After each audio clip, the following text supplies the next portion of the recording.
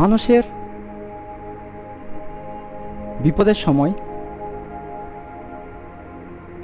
বা টার্নিং পয়েন্টের সময় থাকতে পারাটাই হচ্ছে জীবনের সার্থকতা।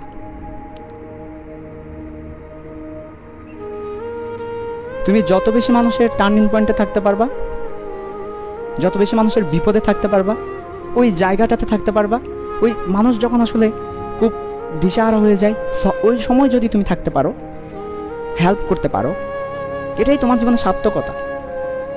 তুমি দেখো না, এই যে তুমি পৃথিবীতে এসেছো, কি হবে?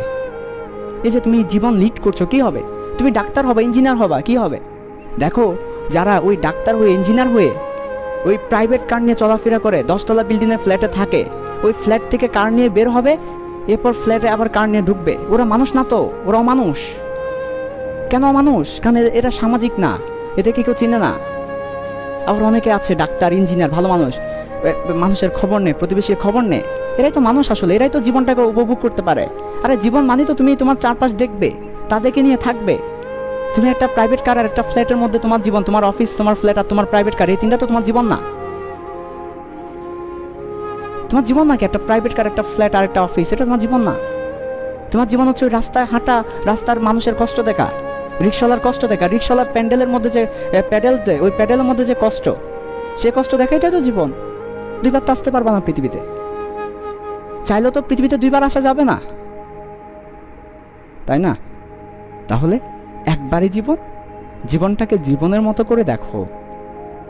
দরকার আছে নিজের জন্য ওই মানুষগুলা যারা অসহায়, দিশাহারা, ওদের টার্নিং পয়েন্টে অংশ নাও, ওদের ওই দিশাহারা মোমেন্টটাতে তুমি অংশগ্রহণ করো। এটার একটা মজা আছে, হ্যাঁ, এটার একটা দরকারও আছে, এবং অনেক বড় হতে পারবা। মানুষের দোয়াটা অনেক বড় জিনিস। মানে ওই মানুষের টার্নিং পয়েন্টে থাকতে পারলেই মানুষ দোয়া করে, ওই দোয়াটাই আসলে মানুষকে বড় করে। নাতিন, তুমি দেখো বড় বড় মানুষদের গল্প, তারা খুব ভালো মানের স্টুডেন্ট ছিল না।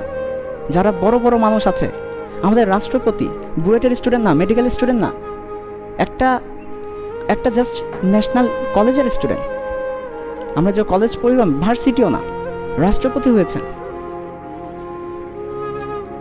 একজন রাখাল ভালুক থেকে বাংলাদেশ ব্যাংকের গভর্নর হয়েছেন। চট্টগ্রাম বিশ্ববিদ্যালয়ের পরেই নোবেল বিজয়ী করে আজকে পুরা বিশ্ব তাক লাগিয়েছে। খুব বেশি এডুকেশনাল কোয়ালিফিকেশন তাদের নেই, মানুষের দোয়া। আর অনেকে আছেন বড় হয়েছেন মানুষের দোয়া, টার্নিং পয়েন্টে তারা ছিল, হয়তো তুমিও থাকতে পারবে। এটা করো। এতগুলা কথা বললাম, আমার খারাপ লাগে আসলে ওই গ্রামের ভাইদের জন্য, গ্রামের ছেলে মেয়েদের জন্য খারাপ লাগে আসলে। তারা অনেক কষ্ট করে আসলে সায়েন্স নিয়েছে না, স্বপ্ন দেখেছে না, তাদের স্বপ্ন তো আসলে পূরণ হচ্ছে না, তাদের কাছে তো পৌঁছাচ্ছে না এই ব্যাপারগুলো। শহরের ছেলেদের কাছে আমার এই ক্লাসগুলো পৌঁছানোর দরকার নাই। তাদের বাসায় টিচার রাখার সামর্থ্য আছে, তাদের টাকা দিয়ে পড়ার সামর্থ্য আছে, তাদের কাছে এই ক্লাস পৌঁছায় কি করব? যাদের কাছে পৌঁছানো দরকার, আমি তো তাদের কাছে পৌঁছাতে পারছি না। এখানেই কষ্ট, এখানেই ব্যর্থ, এখানে অসার্থকতা। ঠিক আছে, অনেকগুলো কথা বললাম, এখন ক্লাসে ফিরে আসি।